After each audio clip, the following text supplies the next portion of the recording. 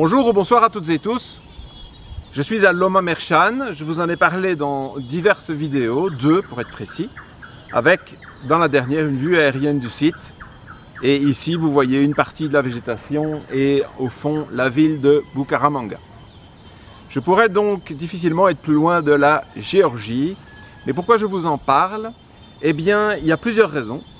Tout d'abord parce que c'est toujours une partie du conflit Occident-Russie, dont je vous ai déjà parlé plusieurs fois, surtout concernant l'Ukraine, mais aussi au Soudan par exemple. Donc j'ai envie de continuer à vous informer. Et justement sur ce point, en travaillant ici, j'aurai moins de temps qu'avant. Non pas pour écouter les informations, parce que je le fais en triant mes photos, et j'en ai beaucoup. Je fais des matinées ici à 3-4 000 photos, c'est un site absolument fabuleux. Mais parce que monter les vidéos prend du temps. Toutefois, je constate quelque chose en discutant avec des gens qui suivent mes vidéos, c'est qu'en fait, les informations qui existent, la plupart n'y ont pas accès faute de temps.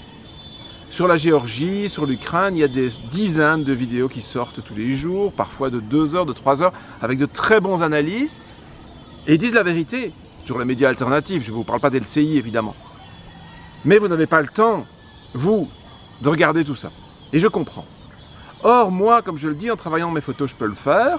J'écoute d'une oreille et quand j'accroche quelque chose de vraiment important, de vraiment essentiel ou de vraiment très bien fait, eh bien, je peux le sélectionner pour vous. Ce que je fais d'ailleurs sur ma chaîne Telegram et je vous invite à la rejoindre. Je mets des vidéos, des informations, je repose des informations.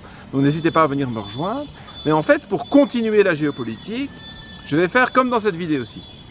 Dès que j'entends quelque chose qui est parfait et résumé, qui vous permet de tout comprendre rapidement, c'est ça la clé, eh bien je prends l'extrait, je vous l'enrobe un petit peu pour vous donner mon point de vue, pour éventuellement nuancer si je ne suis pas d'accord avec quelque chose, et ça me prend peu de temps et ça me permettra de continuer à publier sur ces sujets. C'est en fait déjà ce que je faisais en quelque sorte, mais je rajoutais beaucoup plus mon grain de sel, et donc ça prend du temps, il faut des montages, il faut des sources, des images, etc. Et donc je vais faire ça un petit peu plus vite, mais je pense que vous apprécierez tout autant, enfin j'espère, n'hésitez pas à me le dire en commentaire. Et donc concernant la Géorgie, pourquoi ça m'intéresse particulièrement? Parce que ce qui est en train de se passer maintenant avec la révolution pro-européenne, c'est quasiment un copier-coller de ce qui s'est passé à Maïdan en 2014, donc à Kiev, et qui a mené à la guerre qu'on connaît. Donc presque 1 million de morts quand même. 1 million de morts pourquoi? Parce que l'Occident, l'Empire américain, veut tout contrôler en fait et ne supporte pas que des pays soient libres. C'est même pas question d'être pro-russe. Et j'ai trouvé une analyse quasiment parfaite de Nicolas Mirkovic. Ben, je vous la mets. Je vous la mets et franchement, il n'y a pas grand-chose à rajouter. Et je vais enchaîner sur la Roumanie. Bien sûr, on est clairement dans un scénario type Maïdan. Je veux dire, si ce n'était pas clair par certaines personnes, le modus operandi des Américains et des Atlantistes dans les pays qui convoitent il y a quelques années, là, on a un cas d'école, puisqu'ils ne s'en cachent même plus. Aujourd'hui, très clairement, ce qui se passe, c'est qu'en Géorgie, les Géorgiens ont montré dans les urnes très clairement qu'ils voulaient rester un pays souverain, un pays indépendant qui ne soit soumis à aucun bloc. Et aujourd'hui, il y a des manifestations qui sont organisées dans les rues de Tbilissi. Donc, ce sont pas des, il y a beaucoup de monde, mais ce ne sont pas encore des manifestations de type, enfin du même genre que ce qu'on avait vu sur le Maïdan, parce qu'il n'a pas le même niveau de violence, mais on n'en est pas loin. Et en tout cas, on a de nouveau des leaders politiques de l'Union européenne qui sont en train d'encourager, donc qui sont étrangers à la Géorgie, qui sont en train d'encourager les Géorgiens à renverser un gouvernement qu'ils ont élu démocratiquement. Enfin, c'est de l'ingérence complète dans les affaires de la Géorgie. C'est complètement illégal. Et aujourd'hui, les médias vont montrer la situation en Géorgie, vont dépeindre le pouvoir en place comme un pouvoir pro-russe. Alors, je vous rappelle qu'il y a quand même des différents territoriaux entre le Tbilissi et Moscou, que les Géorgiens, on peut pas vraiment, on veulent rester sur le chemin de l'Union européenne, même s'ils ont dit qu'ils voulaient prendre du temps et prendre du recul. Et les Géorgiens aujourd'hui sont victimes des tentatives de révolution de couleur de la part de l'Union européenne et des Américains, et de la part des associations et des ONG qui sont financées par l'Union européenne, par les Américains, par des associations comme celle de Soros, pour infiltrer la société, pour dénoncer le gouvernement qui est en place. Et je pense que ce qui est extrêmement intéressant, c'est que donc on a vraiment cette influence atlantiste massive qui pèse plusieurs millions de dollars, et pour essayer de contrôler l'avenir de la Géorgie. C'est complètement illégal, comme je le disais. Mais regardons le pédigré de la présidente de la Géorgie. Et c'est pour ça que je dis, on ne s'en cache même plus. Vous savez, Allen Weinstein, qui était le fondateur du National Endowment for Democracy, qui est une grosse ONG américaine qui reçoit de l'argent de l'État américain, il disait que la NED faisait aujourd'hui ouvertement ce que la CIA faisait avant clandestinement. On a placé à la tête de la Géorgie, on a Salomé, son nom, Zouarabishvili, voilà. C'est la meilleure amie de Xavier. Hein. Alors, mais elle, c'est quand même incroyable. Elle est française, elle a des origines géorgiennes, elle est française, elle a étudié à Columbia, à l'université de Columbia. Elle était l'élève de Zbigniew Brzezinski. Elle rentre dans la diplomatie française. Elle est l'ex-première secrétaire de l'ambassade de France aux États-Unis. Elle est l'ex-première secrétaire à la mission permanente de la France auprès de l'OTAN. Elle est l'ex-directrice des affaires internationales et stratégiques au sein du secrétariat général de la défense nationale française. Donc, je veux dire, c'est un pur agent français, un agent, on va parler de diplomate français, atlantiste, qui a travaillé et avec les États-Unis et avec l'OTAN. Et tout d'un coup, elle obtient la nationalité française, la nationalité géorgienne en 2004 à la demande de Saakashvili, qui est l'homme placé par les atlantistes pour mener une révolution de couleur déjà contre le gouvernement en place en 2004. Elle devient présidente et donc du coup, on a à la tête de la Géorgie, enfin on avait, puisqu'elle a perdu aux dernières élections, elle a dit qu'elle démissionnerait pas, elle n'a pas trop le choix, elle a perdu aux dernières élections. On a placé à la tête de la Géorgie quelqu'un qui n'était même pas le géorgien il y a encore 20 ans. C'est quand même qui parle mal. Qui parle mal géorgien. Et qui parle mal géorgien. Imaginez que l'ambassadeur, elle était ambassadrice de France en Géorgie aussi. Imaginez que l'ambassadeur de Russie en Allemagne devienne président de l'Allemagne. Je pense que nos médias dominants se donneraient à cœur joie de l'influence de la Russie en Allemagne et ça choquerait quand même pas mal de personnes. Eh bien, nous avons fait la même chose en Géorgie, mais nos médias n'ont pas le courage de le dire, de l'expliquer pour aussi justifier ce vote de la part des Géorgiens qui ne veulent plus de l'influence étrangère, qui veulent juste être un pays souverain qu'on respecte et la Géorgie doit revenir aux Géorgiens qui vont décider eux-mêmes ce qui est bon pour eux et ils ne veulent plus que les atlantistes, qu'ils soient à Washington ou Bruxelles, leur dictent leur façon de vivre. Xavier, on en est où de la situation finalement dans la rue? C'est véritablement tendu ou c'est sous contrôle? Non, je pense que c'est sous contrôle. Je pense que ça va échouer. Parce que pour qu'une révolution colorée fonctionne, il faut que l'État soit déjà passé de l'autre côté. La révolution Maïdan a fonctionné en Ukraine parce que Yanukovych avait trahi son électorat. Il arrive au pouvoir, Yanukovych, donc c'est en 2012 de mémoire, et donc il a un programme qui est l'entrée dans l'union douanière, donc avec la Russie, et de faire du russe une langue officielle, pas seulement régionale, mais officielle. Il ne fait ni l'un ni l'autre, et il lance le projet de l'accord d'association avec l'Union européenne, qui aurait eu en conséquence la fin des relations commerciales avec la Russie. Donc, en fait, Yanukovych a déjà trahi. Il est entouré de gens qui sont pro-américains, pro-UE. Victoria Nuland débarque à Kiev. Il la reçoit. Elle lui donne des ordres. Donc, en fait, il avait déjà perdu. Nicolas parlait de Shevardnadze et de Saakashvili, pardon. Shevardnadze, c'est lui qui fait rentrer l'OTAN en Géorgie. Il est considéré d'ailleurs, puisqu'il était ministre des Affaires étrangères à l'époque soviétique, comme un traître. On dit qu'il a passé des documents sur l'Afghanistan aux États-Unis. Donc Shevardnadze, il est aux ordres de Washington. Il veut leur plaire, mais Washington dit non, il est trop vieux. Allez hop, on va te remplacer par Saakashvili. Et il le remplace par Saakashvili. Et Shevardnadze ne peut rien y faire parce qu'il a déjà passé, le pays est déjà entre les mains. Or, qu'a fait le rêve géorgien? Déjà, il a montré qu'il était compétent. La situation économique, qui était catastrophique sous Saakashvili, s'est relativement améliorée. Et c'est relativement améliorée. Pourquoi? Parce qu'il a la Géorgie a de nouveau de bonnes relations avec la Russie.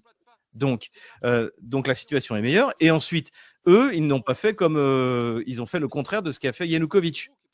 Ils ont au contraire consolidé leur pouvoir. Ils se sont pas laissés infiltrer par les lobbies pro-occidentaux. Au contraire, ils ont pris des lois sur les agents étrangers, qui est une copie en fait édulcorée de la loi de 38. Hein, Nicolas, tu me corrigeras, sur les agents étrangers américains. Ils ont pris des lois qui notamment contre la propagande homosexuelle, contre la propagande LGBT, ça c'est sur le modèle russe, qui sont très populaires en Géorgie, qui est un pays avec une population extrêmement conservatrice.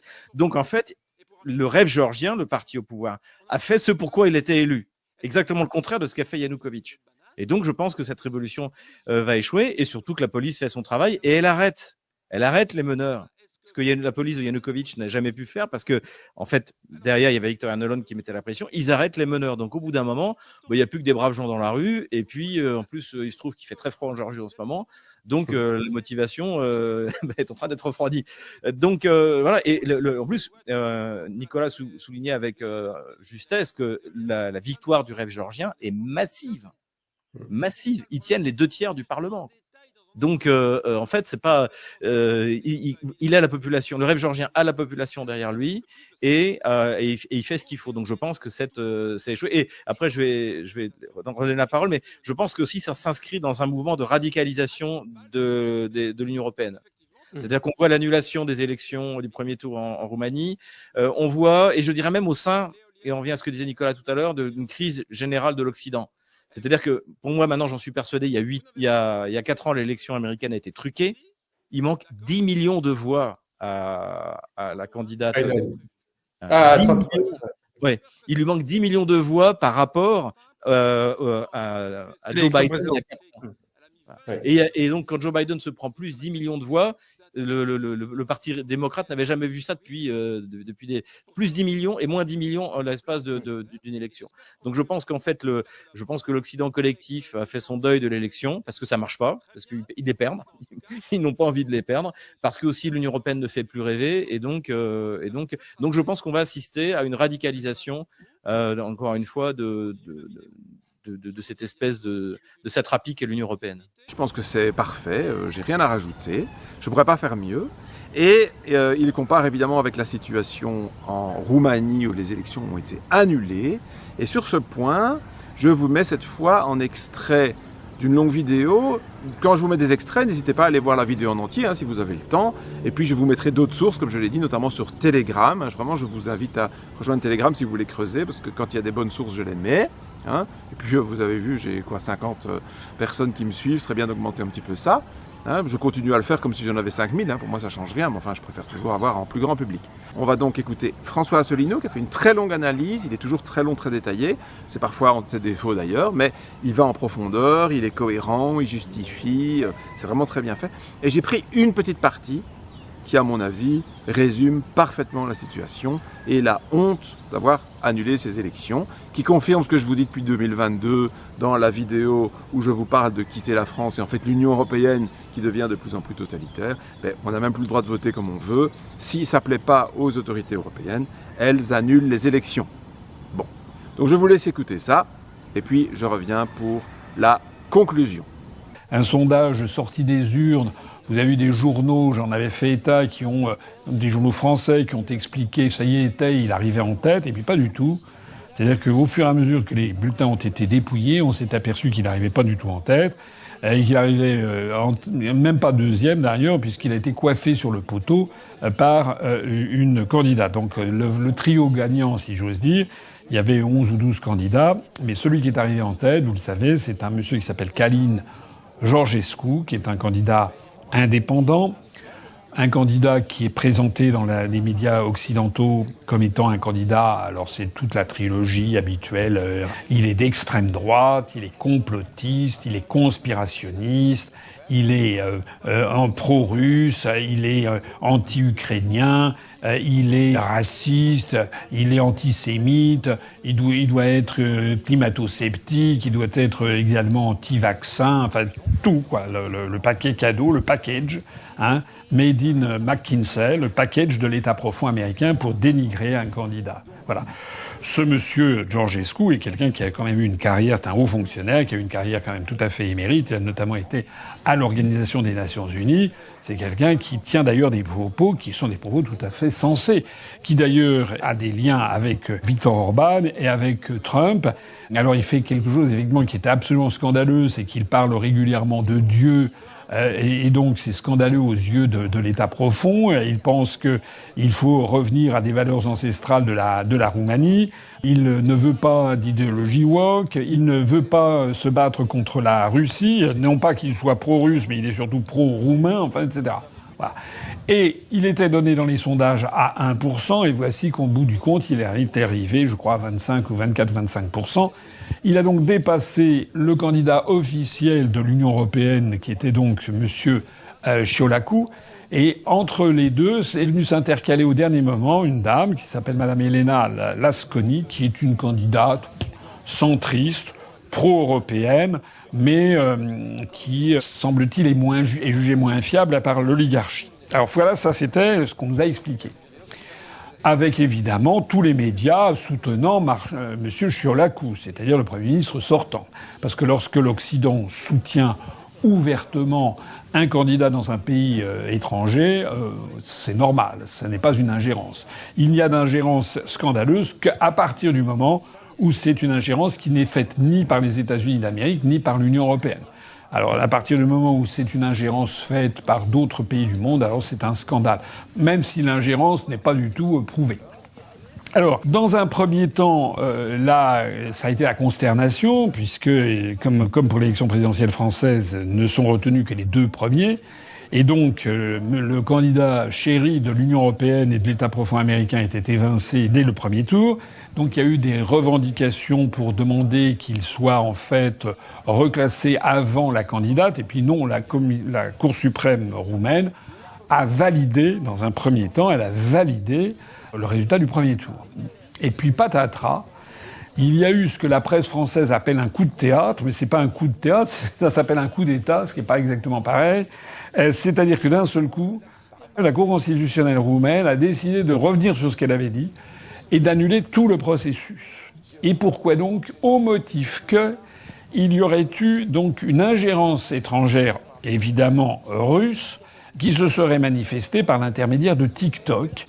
Et donc ce serait absolument scandaleux. Et aussitôt, vous avez eu tous les médias occidentaux, tous les médias français, l'Union européenne bien entendu, qui se sont mis à l'unisson à dire il y a eu une ingérence russe, c'est absolument scandaleux, il faut absolument...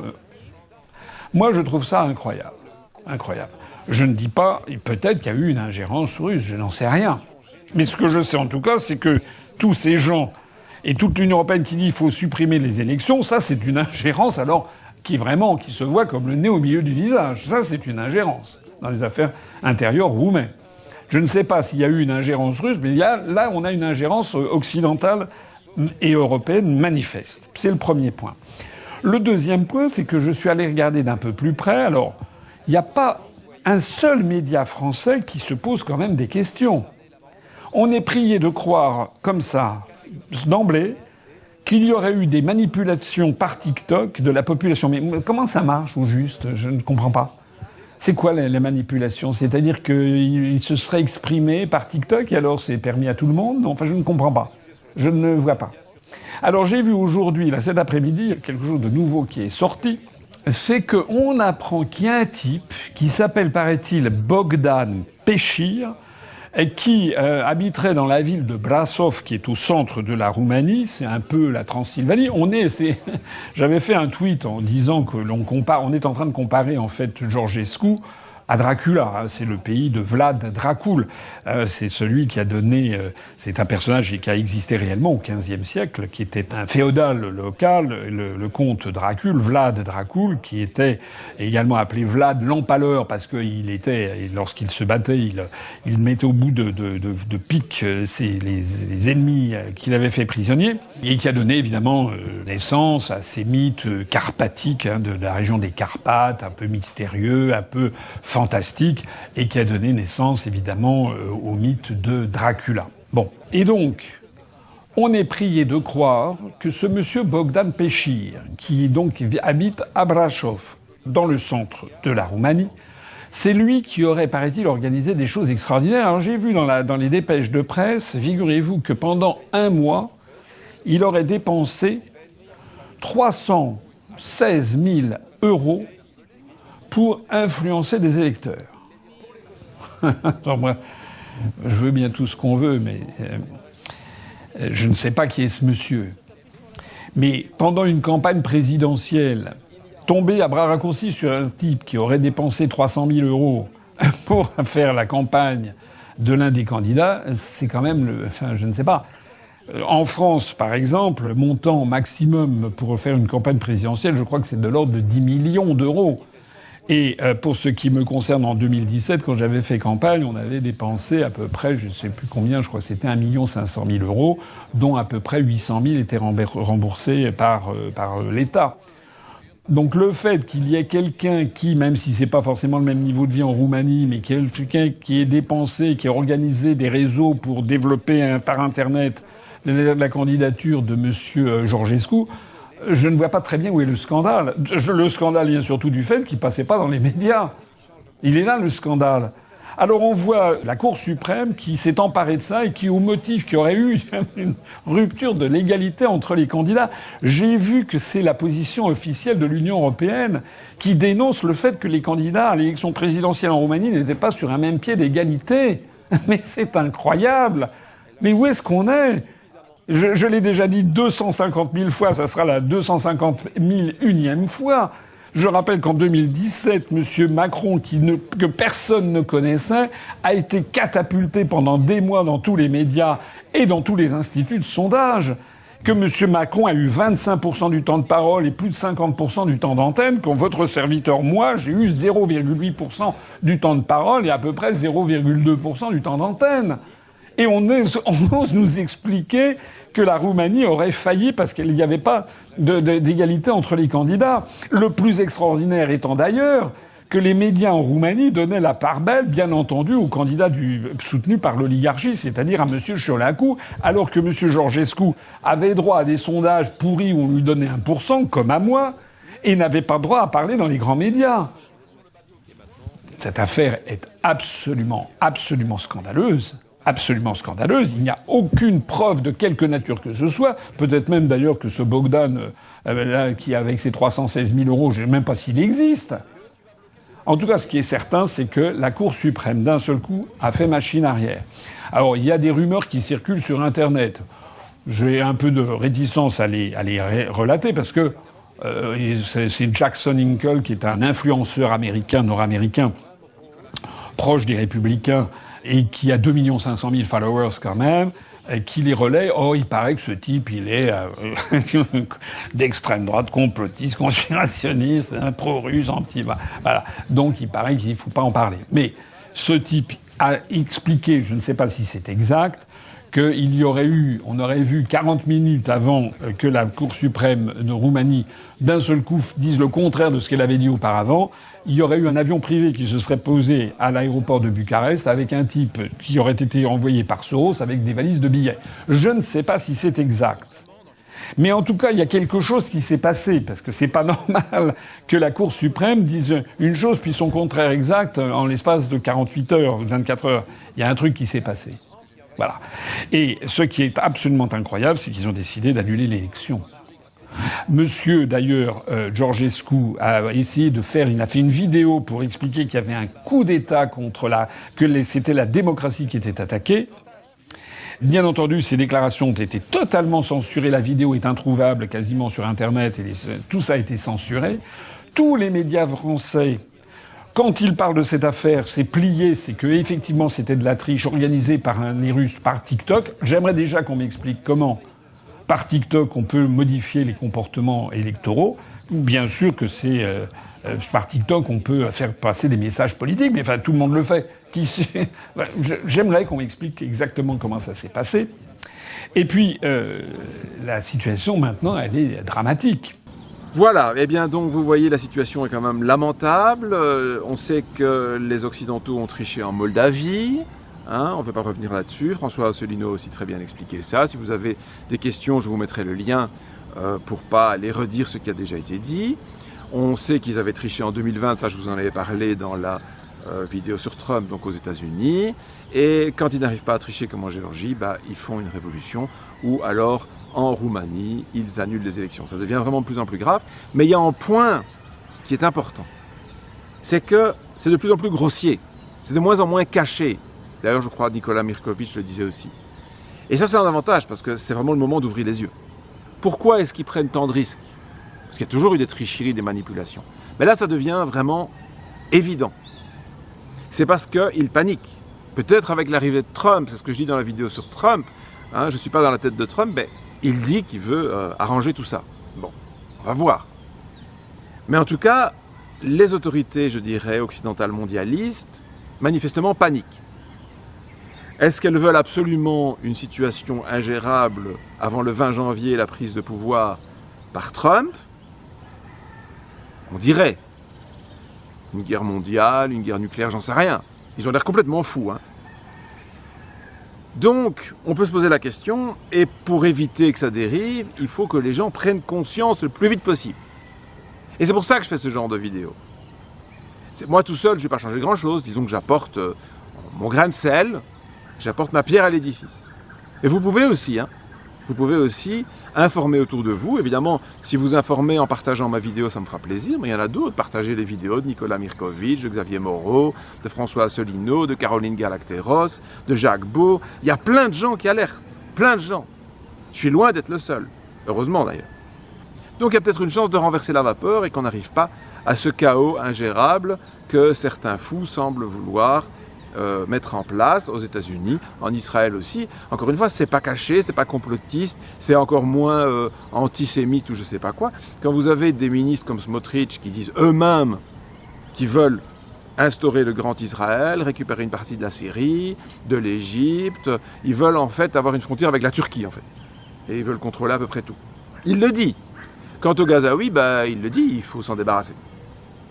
Donc c'est pas du complotisme.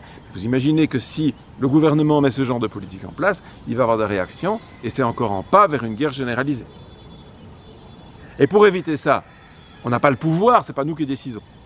Mais pour que ceux qui sont censés nous représenter, donc les gouvernements français, le président, la Commission européenne, etc., même si on sait que la démocratie n'est plus qu'un simulacre, c'est quand même difficile de prendre des décisions qui sont complètement contre-productives si tout le public est conscient.